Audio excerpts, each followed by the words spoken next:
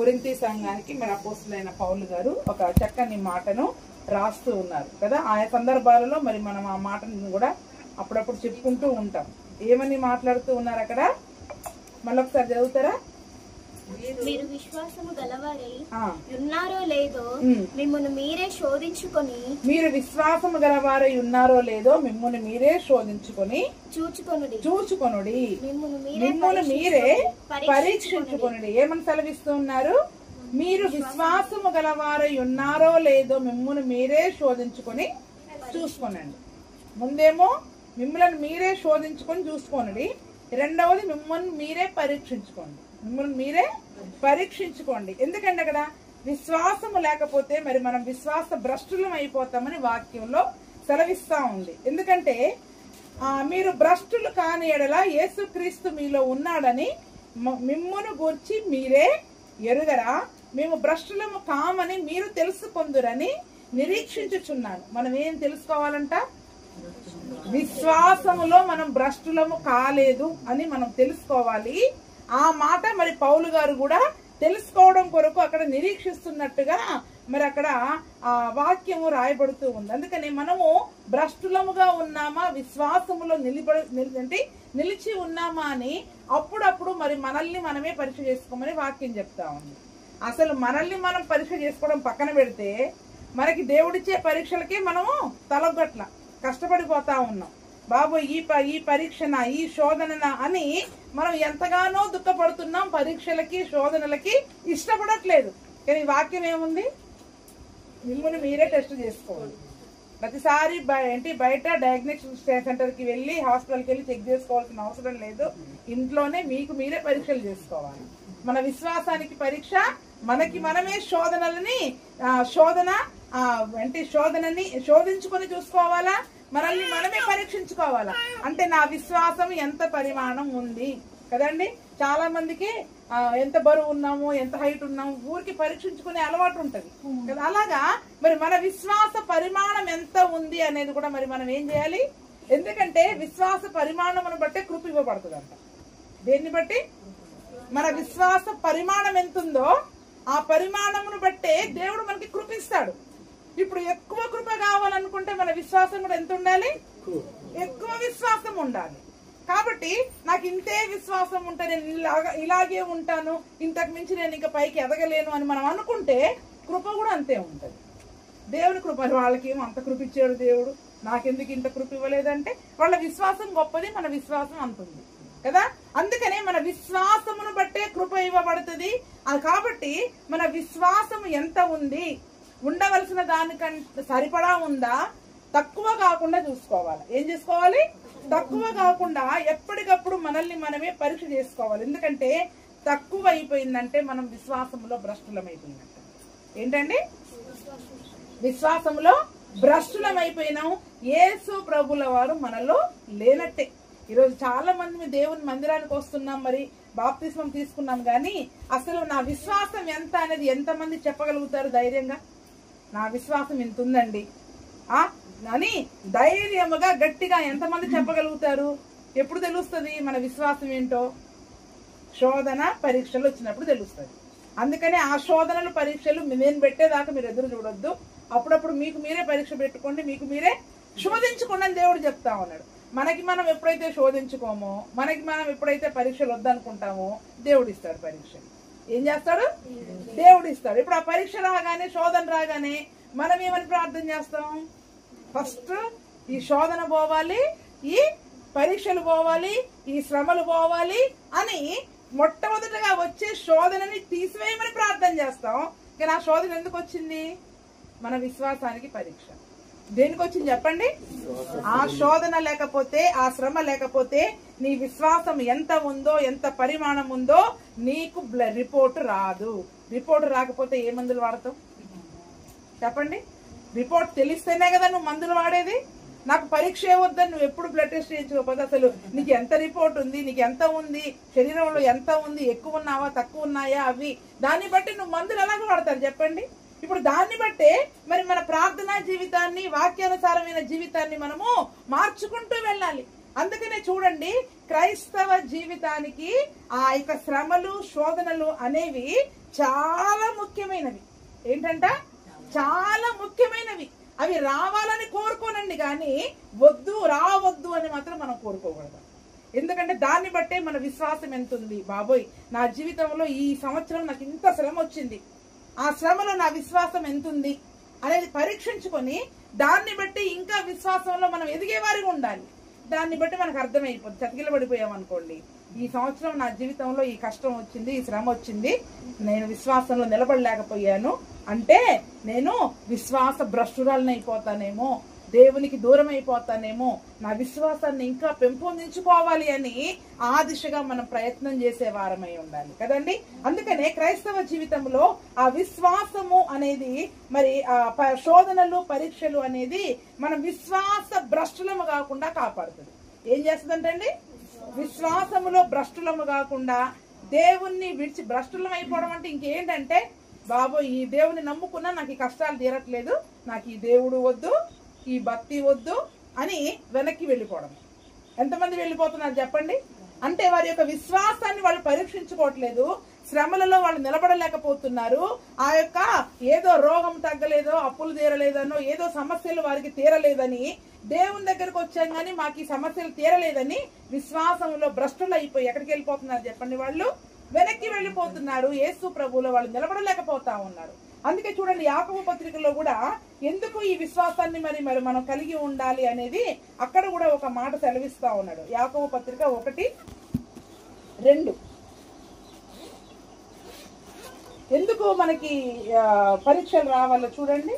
యాకోబు 1:2 నా సహోదరులారా, మీరు విశ్వాసమునకు కలిగి పరీక్ష ఓర్పును పుట్టించునని. ఏమొస్తుందంటండి ఇప్పుడు పరీక్షల వల్ల? శోధనలు పరీక్షలు మన జీవితంలో వస్తే మనకి ఏమొస్తుంది? ఓర్పు, ఓర్పు, ఓపిక వస్తుంది. దాన్ని తట్టుకొని నిలబడే ఓపిక మనకు వస్తుంది. ఓపిక లేనోడు నిలబడలేరు, వెళ్ళిపోతాడు. మనకి ఓర్పు కావాలి. ఆ శ్రమలలో శోధనలలో ఎదుర్కొనే ఓర్పు, నిలబడే ఓర్పు, తట్టుకుని నిలబడే ఓర్పు, వాటిని జయించే ఓర్పు మనకి కావాలి అంటే పరీక్ష రావలసిందే. ఏంటండి?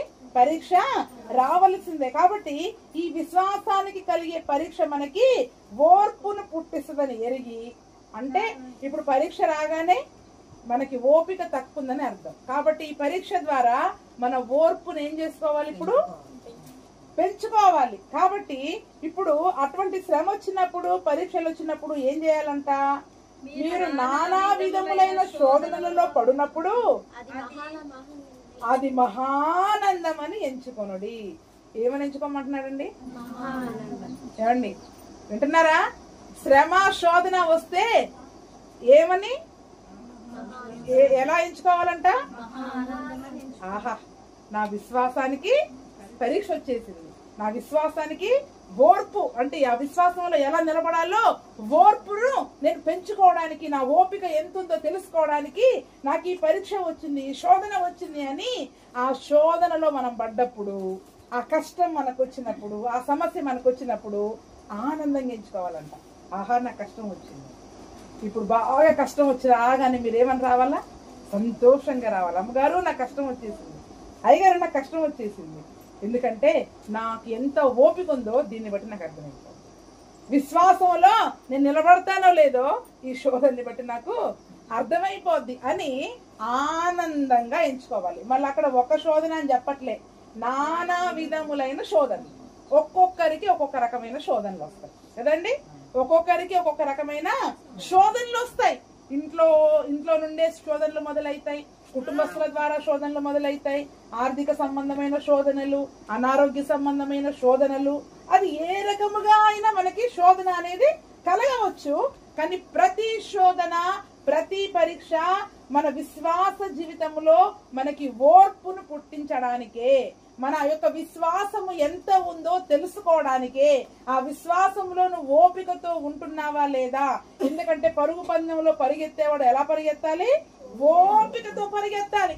కాబట్టి ఈ ఓపికతో పరిగెత్తే సమయంలో వీడికి ఒక శ్రమ, కష్టము, శోధన వచ్చినప్పుడు వీడు ఓపికతో పరిగెడుతున్నామా, ఓపిక లేకుండా వెనక్కి తిరిగి వెళ్ళిపోతున్నామా? బాబా ఇంక నేను పరిగెత్తలేను, నాకు ఆ బహుమానం వద్దు, నాకు ఆ గురి వద్దు అని ఓపిక లేకుండా వెళ్ళిపోతున్నామా అనేది మన యొక్క ఆ శోధనలో పడినప్పుడు, ఆ యొక్క పరీక్షలో మరి మన జీవితంలో వచ్చినప్పుడు మనం తెలుసుకోగలుగుతాం. అందుకనే అది మహానందమని ఎంచుకోవాలంట. ఏం చేయాలంటే మహానందమని ఎంచుకోవాల. నిజమే అండి, శోధన శ్రమ మనకి బాధను కలగజేస్తుంది. శరీర సంబంధులముగా బాధ కలుగుద్ది. కానీ యేసు ప్రభువులో మనం నిలిచి ఉన్నప్పుడు ఆ బాధ మనల్ని ఏమి చేయలేదు. దాన్ని జయించే శక్తిని కూడా దేవుడే మనకి ఇస్తాడు.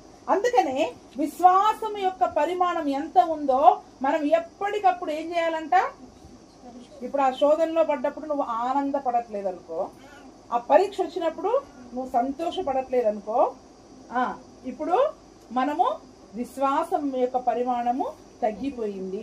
మన విశ్వాస జీవితంలో మనం విశ్వాస భ్రష్టులు అవ్వడానికి దగ్గరలో ఉంటున్నాము అని మన పరిస్థితిని బట్టి మనము అర్థం చేసుకోవాలి. ఒకసారి అయ్యగారు నేను వెళ్ళేటప్పుడు కింద పడి నా చెయ్యి ఇరిగింది. కింద పడి చెయ్యి ఇరగగానే లేచేసరికి ఏమైపోయింది, చెయ్యి ఊగుతా ఉంది. వెంటనే దేవునికి స్తోత్రం అన్నాను. ఏమన్నాను? దేవునికి స్తోత్రం అన్న. అంటే చెయ్యి ఇరిగిందన్న సంగతి కూడా తెలుసు, కానీ ఆ చెయ్యితో పోయింది. నాకేం కాలేదు కదా. ఇంకా నిజంగా తలకో ఎక్కడో తగిలి ఉంటే ఆ మెయిన్ రోడ్ మీద ఏదో అయిపోయేది. 1 నెల 2 నెలలు రెస్ట్ తీసుకుంటాం, తగ్గిపోతుంది. కానీ అంతకంటే గొప్ప ప్రమాదాన్ని దేవుడు తప్పించాడు. అంటే ఏదో ప్రమాదాన్ని తప్పించడానికి దేవుడు ఈ చిన్న ప్రమాదాన్ని నాకు ఇచ్చాడు, ఈ చిన్న శ్రమని నాకు ఇచ్చాడు అని, ఈ శోధనని నాకు ఇచ్చాడు అనుకుని ఏం చేశాను, చాలా సంతోషంతో వెంటనే దేవునికి స్తోత్రం అన్నా. నా నోట్లో నుంచి వచ్చిన మొట్టమొదటి మాట అదే. ఎప్పుడైతే నేను 2 నెలలు లీవ్ పెట్టేసి ఇంట్లో ఉన్నానో అప్పటి వరకు ఆఫీసులో మన విలువ తెలవుతారు తెలియలేదు. వాళ్ళకి జీతం పెంచమంటే పెంచట్లా. 2 నెలలు మానేసేసాను, ఇంట్లో ఉన్నా. అప్పుడు వాళ్ళకి అర్థమైపోయి నువ్వు ఇంట్లో నుండే పని చేయి, నీ జీతం నీకు ఇస్తామని మొదలు పెట్టాను. నేను చెయ్యి సరిగా లేదమ్మా అంటే, అయినా పర్వాలేదు నువ్వు ఫోన్లో మాట్లాడు చాలు, ఫోన్ మాట్లాడని చెప్పేసి ఫోన్లో మాట్లాడనిచ్చారు. 2 నెలల తర్వాత మళ్ళీ నా జీతాన్ని 2 చేసి నాకు ఒక సపరేట్ రూమ్ ఇచ్చి, నా కొరకు ఒక ఉద్యోగాన్ని, ఒక పోస్టుని కొత్తగా క్రియేట్ చేసి అక్కడ నా కొరకు. అంటే చూడండి, దేవుడు మన కొరకు దాచించిన మేలు ఎంతో గొప్పగా ఉంటది. ఇప్పుడు ఈ శ్రమ, ఈ శోధన అనేది ప్రతి చోట సాక్ష్యం చెప్తా. నాకు ఆ దినము నా చెయ్యి ఇరగకపోయి ఉంటే నా యొక్క ఉద్యోగ జీవితంలో నేను పైకి ఎదిగేదాన్ని కాదు. నేను అక్కడ పడడం ద్వారా, ఆ 2 నెలలు నేను రెస్ట్ తీసుకోవడం ద్వారా అన్ని రకాలుగా దేవుడు అక్కడ సాక్షిగా నిలబెట్టాడు. అందుకే చూడండి, కొన్నిసార్లు అది మనం కీడు అనుకుంటారు, ఏదో అనుకుంటారు. ఆ శోధన అనుకోండి, పరీక్ష అనుకోండి, అది మనకి మేలే చేస్తుంది. ఆత్మీయ జీవితంలో ఏ శోధన అయినా, ఏ పరీక్ష అయినా మరి మనకు మేలే చేస్తుంది. కాబట్టి విశ్వాస జీవితంలో అసలు మన విశ్వాసం ఎంత ఉంది, ఆ పరిమాణం ఎంత ఉంది, మరి మనం విశ్వాస భ్రష్టులం అవుతున్నామా లేదా మరి ఉండవలసినంత విశ్వాసం మనకు ఉందా లేదా, ఆ పరీక్షలలో, ఆ శోధనలలో మనల్ని మనం పరీక్షించుకొని చూసుకోవాలి. ఎంత ఉండాలని మనకందరికీ విశ్వాసము? అదే ఎంత ఉండాలి అని అడుగుతున్నా. భ్రష్టులు కానంత, ఎంత దేవుడు చెప్పాడుగా లెక్క, ఆవగింజంత విశ్వాసం మీకుంటే చాలు అని దేవుడు మరి వాగ్దానం చేశారు. అంటే ఇప్పుడు ఆవగింజంత అంటే కూడా తక్కువ ఉండకుండా మరి మన విశ్వాసాన్ని మనము కాపాడుకోవాలి. అందుకనే మన యొక్క విశ్వాసము, అల్ప విశ్వాసము అవిశ్వాసములోనికి వెళ్లకుండా కాపాడుకోవాలి. ఆవగింజంత విశ్వాసం ఉండాలి. అది ఎంతకి తగ్గిపోకూడదు. అల్ప విశ్వాసముగా అవిశ్వాసముగా ఉండకుండా చూసుకోవాలి. అయితే అసలు ఎలా తెలుస్తుంది అనేది మరి మనం చూసుకున్నట్లయితే, యేసు ప్రభుల వారు చాలా సార్లు శిష్యులను గద్దిస్తా ఉన్నారు. అవిశ్వాసులారా, అల్ప విశ్వాసులారా, అంధ విశ్వాసులారా కదండి. అందుకనే దాని యొక్క అసలు ఆ అల్ప విశ్వాసము అంటే ఏంటో కొన్ని విషయాలను మరి మనం జ్ఞాపకం చేసుకుంటే, అటువంటివి ఏమైనా మనలో ఉన్నాయేమో అప్పుడు పరీక్షించుకోవడానికి మనకు ఉపయోగపడుతుంది కదండి. ఎందుకంటే ఈ అల్ప విశ్వాసం అంట అన్నిటికంటే ప్రమాదకరమైందంట. ఎందుకంటే ఈ నిజానికి అల్ప విశ్వాసం అంట అంగవైకల్యం వంటిది. అది కళ్ళు మూసుకునేటట్లు చేస్తుంది, కుంటోళ్ళని చేస్తుంది, గుడ్డోళ్ళని చేస్తుంది. మన ఆత్మీయ జీవితంలో ఏం చేస్తుంది? కుంటోళ్ళని చేస్తుంది, గుడ్డోళ్ళని చేస్తుంది. కాబట్టి దానికి మేలు కంటే మన ఆత్మీయ జీవితానికి కీడే ఎక్కువగా జరుగుతూ ఉంది. ఎటువంటి అద్భుత కార్యాలని, ఆశ్చర్య కార్యాలని మన జీవితంలో జరగకుండా ఆపేస్తుంది అల్ప విశ్వాసం. అల్ప విశ్వాసం వల్ల ఎటువంటి అద్భుతాలు ఆశ్చర్య కార్యాలు మరి మన ఆత్మీయ జీవితంలో జరగకుండా అది ఆపేస్తుంది. విశ్వాసము జయాన్ని ఇస్తుంది. ఏమిస్తుందండి? మన విశ్వాసం మనకి జయమునిస్తుంది. కాబట్టి ఈ రోజు మరి కొన్ని విషయాల ద్వారా మరి మనం ఎటువంటి విశ్వాసాలను కలిగి ఉన్నామో మరి మనం నేర్చుకుందాం. మొట్టమొదటిది మత్తయి సువార్త 6వ అధ్యాయము 30-31 వచనాలు. మత్తయి సువార్త 6:30-31.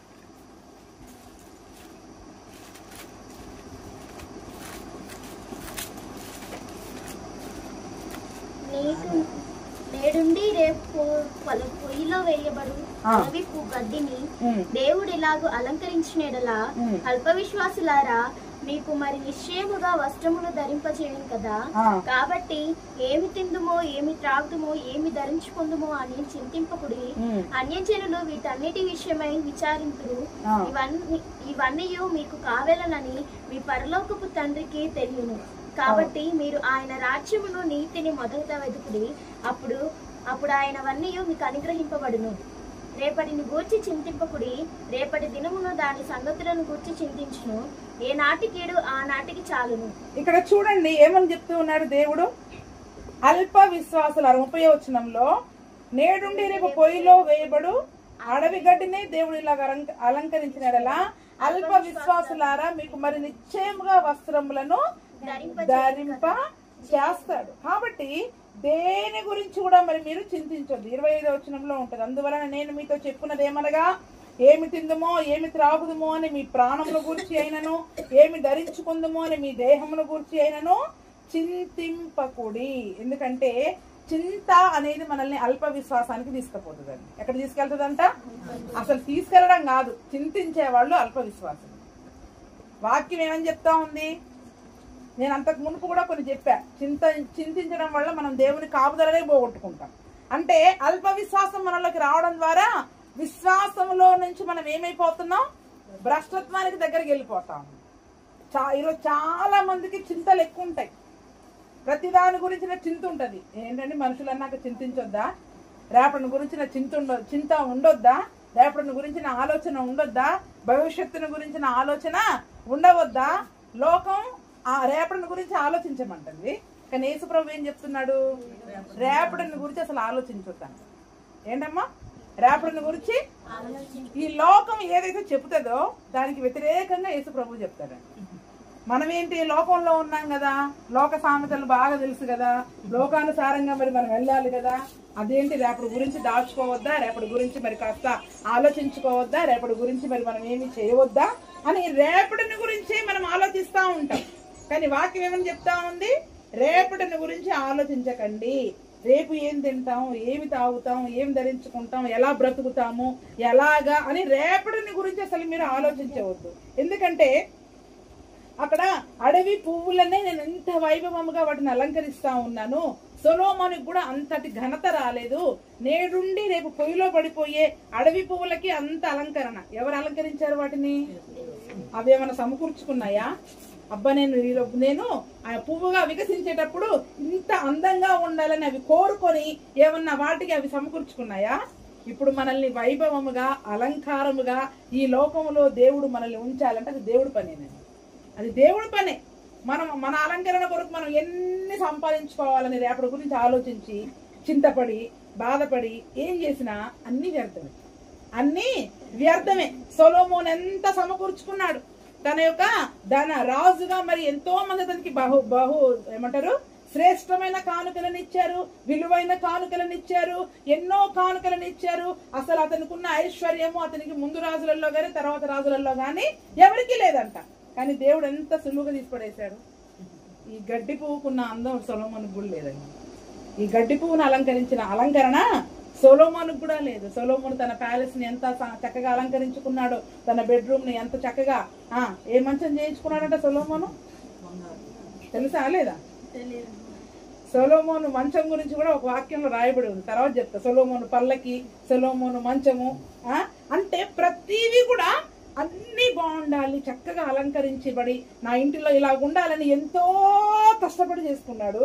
కానీ దేవుడు ఎంత సులువుగా తీసిపడేశాడు. ఈరోజు అందరి ఇళ్ళ కంటే నా ఇల్లు బాగుండాలి, అందరి బట్టల కంటే నాయి బాగుండాలి, అందరికంటే నేను ఇలా ఉండాలి అని మనం ఎంత ప్రయాసపడ్డా దేవుడు గడ్డి పువ్వుని తీసుకొచ్చి మనల్ని పక్కన నెట్టేస్తాడు. అంటే గడ్డి పువ్వు ఎవరిపైన ఆధారపడి ఉంది?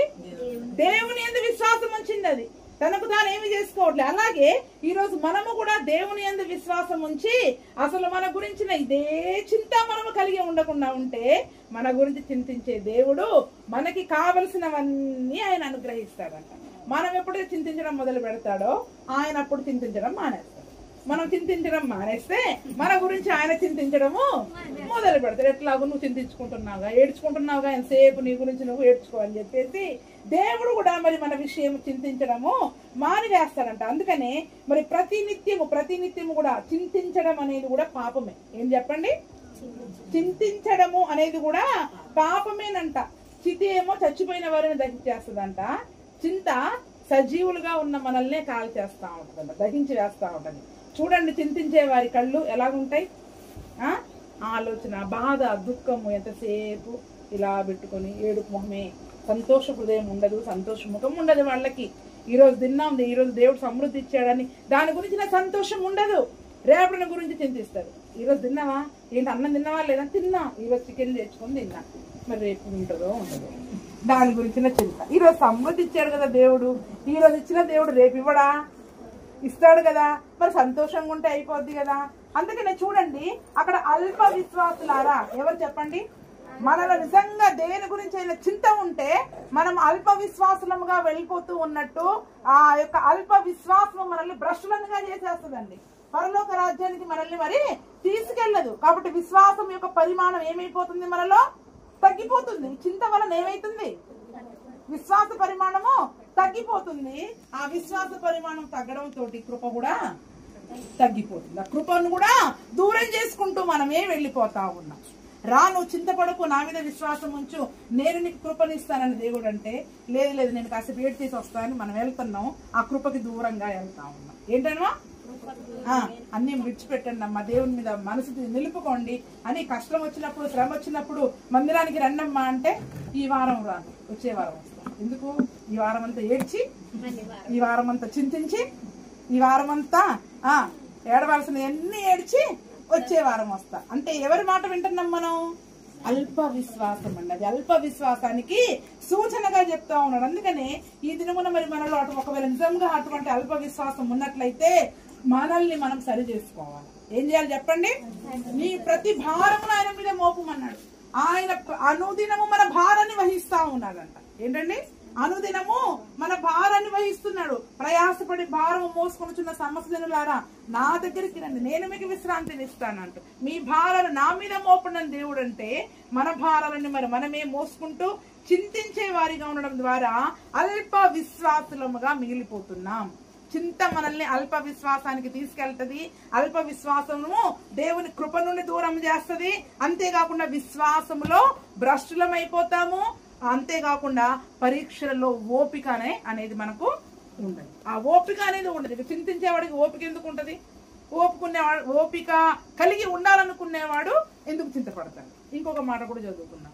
అదే మత్తయి 8:26 త్వరగా చదివి ముగిస్తాను. మత్తయి 8:26 ఆయన అల్ప విశ్వాసులారా ఎందుకు భయపడుచున్నారని వారితో చెప్పి లేచి గాలిని సముద్రమును గద్దింపగా మిక్కిలి నిమ్మలమాయెను. ఇక్కడ ఇంకొకసారి యేసు ప్రభుల వారు ఏమంటున్నారు? అల్ప విశ్వాసులారా. అక్కడ ఒకసారి అల్ప విశ్వాసులారా అని గద్దించారు. యేసు ప్రభుల వారు ఏ ఏ సందర్భాలలో అల్ప విశ్వాసులారా అని గద్దించారో దాన్ని బట్టి మరి మనము అర్థం చేసుకుందాం. అక్కడ మొదటిసారి ఎందుకు గద్దించారు? చింతిస్తున్నారని, ఏమని? రేపటి గురించి చింతపడుతున్నారని అల్ప విశ్వాసులారని గద్దించాడు. ఇక్కడ ఎందుకు గద్దిస్తూ ఉన్నాడు? ఎందుకు భయపడుచున్నారని వారితో చెప్పి. అంటే ఇప్పుడు అల్ప విశ్వాసులు ఏం చేస్తారు చెప్పండి? అల్ప విశ్వాసులు ఏం చేస్తారు? భయపడతారు. మనలో భయం అనేది దేవుడు ఒకవేళ వచ్చేసింది అనుకోండి, మనలో అల్ప విశ్వాసము అనేది పెరుగుతుందని మనం అర్థం చేసుకోవాలి. విశ్వాస జీవితంలో మరి మనం తగ్గిపోతున్నామని ఒక్కసారి మరి మనల్ని మనం జ్ఞాపకం చేసుకొని ఆ భయము నుండి మనం విడుదల పొందాలి. దేని నుండి?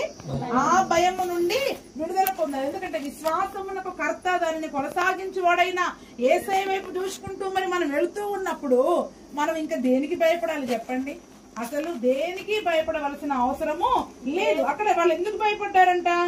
ఆ యొక్క దోణి మీదికి గాలి తుఫాను వచ్చినప్పుడు ఆ దోణి అలల చేత కప్పబడుతూ అప్పుడు వాళ్ళు భయపడ్డారు కదండి.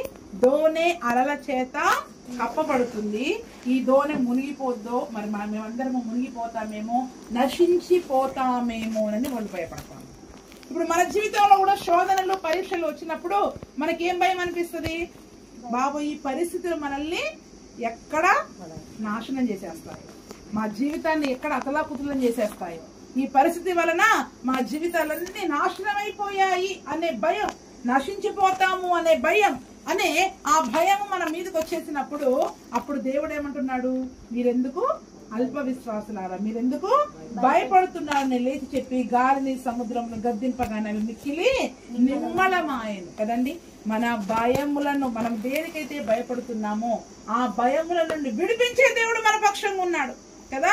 అందుకే పాట పాడుకుంటాంగా, నీ విశ్వాస నావలో యేసు ఉన్నాడా, ఆయన కూర్చున్న నావలో నీవు ఉన్నా. మన విశ్వాస నావలో ఆయన ఉంటే మనం దేనికి భయపడాల్సిన అవసరం లేదు. ఎప్పుడు భయపడతాం చెప్పండి? యేసు ప్రభు మనతో లేడు అనుకుంటే భయపడాలి. ఎప్పుడు భయపడాలో? యేసు ప్రభు మనతో లేడు అనుకుంటే మనం భయపడాలా.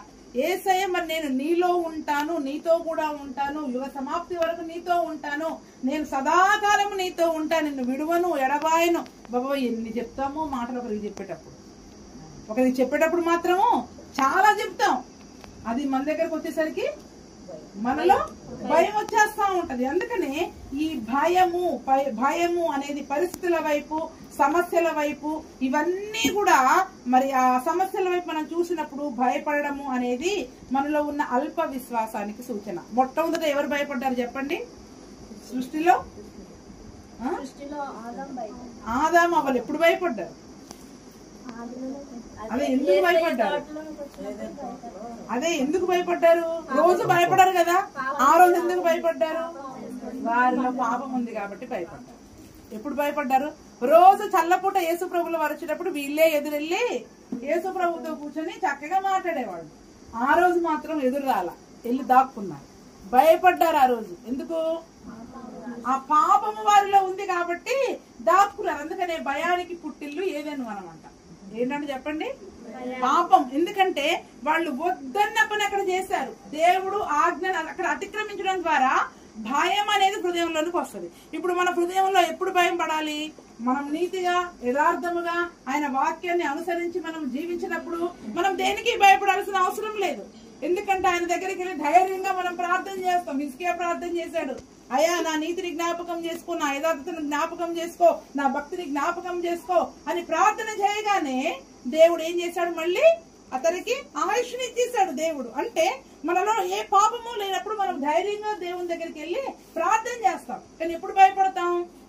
ఎంత సమస్య వచ్చినా మనము దేవుని దగ్గరికి రాకుండా భయపడుతూ మరి మన జీవితాల్లో మరి మనము భయపడుతూ ఉన్నట్లయితే మనలో పాపం ఉంది. ఆ పాపం మనల్ని అల్ప విశ్వాసానికి తీసుకుని వెళుతుంది, విశ్వాస భ్రష్టులనుగా చేస్తా ఉంది. కొద్ది మందికి ఎంత చెప్పినా భయపడొద్దు అని ఊరికేనే భయపడతా ఉంటారు. నిన్న కూడా అదే వాక్యం చెప్పాను కదా, వారి దేవతలకు భయపడొద్దు, అసలు ఆ మాటలే వినవద్దు, దేనికి భయపడవద్దు. మనకి ఏం భయం? ఒక కళ వచ్చేసిందంటే భయం, వాడు ఎదురుపడ్డాడంటే భయం, ఎవరు ఎదురుపడను కూడా వాళ్ళు ఎదురుపడ్డారన్నా భయమే, కళ వచ్చేసిందన్నా భయమే. కళలో అది వచ్చి భయపెట్టిస్తే మనము భయపడిపోయి ఏం చేస్తా ఉన్నాం? అల్ప విశ్వాసులముగా మారిపోతాం. అసలు నిజంగా యేసు ప్రభు మనలో ఉంటే అది అలా ఇలా వచ్చినట్టుగా మనల్ని భయపెట్టిస్తుంది. కానీ మనల్ని కప్పేస్తుందా? కప్పదండి. ఎందుకంటే యేసే మన దగ్గర ఉన్నాడు కాబట్టి మరి ఆ భయము అనేది మనలో ప్రవేశించకూడదండి. పరిస్థితులను బట్టే గాని, ఈ లోక సంబంధమైన దేవతలను బట్టే గాని, కళలను బట్టే గాని, దేన్ని బట్టి కూడా భయము అనేది మన జీవితంలో ఉండకూడదు. కీర్తన 34:4 చూడండి, అక్కడ దావీదు జీవితం